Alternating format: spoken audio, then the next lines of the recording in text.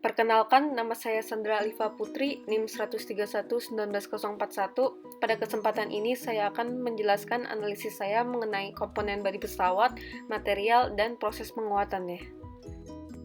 Badan pesawat atau fuselage merupakan bagian utama pesawat yang memiliki lembaran metal tipis sebagai permukaan kulitnya.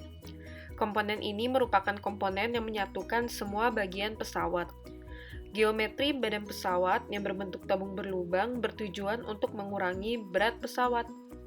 Pesawat terbang merupakan alat transportasi yang mengangkut penumpang, bahan bakar yang besar, dan kargo di jalur udara. Dalam mendesain pesawat, para insinyur mengkaji lebih dalam terhadap kondisi pembebanan. Semakin berat suatu pesawat terbang, maka penggunaan bahan bakar aftur yang digunakan pesawat akan lebih banyak dan relatif memerlukan biaya yang jauh lebih besar. Aluminium merupakan bahan komponen yang paling sering digunakan dalam industri otomotif dan kedirgantaraan. Hal ini dikarenakan aluminium memiliki kekuatan yang tinggi, struktur yang ringan, dan konduktivitas termal yang baik.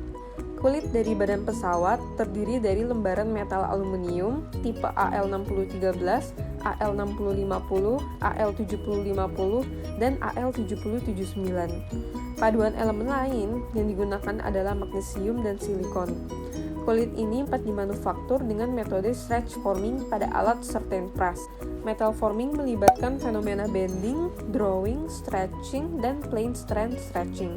Stretch forming merupakan proses pembuatan penampang lebar dengan suatu metal sheet yang telah ditarik sehingga membentuk lengkungan. Prosedur singkat pada stretch forming kulit badan pesawat antara lain dijepitnya tepi lembaran metal aluminium oleh gripping jaws, sehingga menyisakan bagian lain sheet metal untuk bergerak relatif mengikuti bentuk die dengan spesifikasi kecepatan tertentu saat fitting. Spesimen metal sheet aluminium pada mulanya berbentuk lembaran persegi panjang seperti gambar di atas.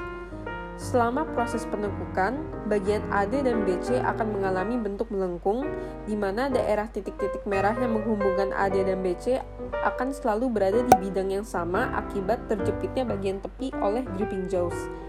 Area yang ditandai dengan nomor 1, 2, dan 3 merupakan area yang diperkirakan akan memiliki gradien maksimum stres. Pada tiap tahap, lembaran pada mulanya diregangkan untuk menginduksi uniform plastic strain setelah terjadinya pembentukan pada cetakan.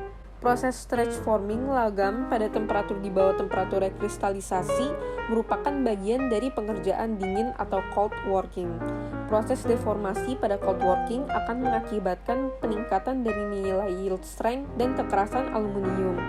Strain hardening merupakan salah satu metode penguatan logam dengan cara pemberian strain atau deformasi plastis pada logam.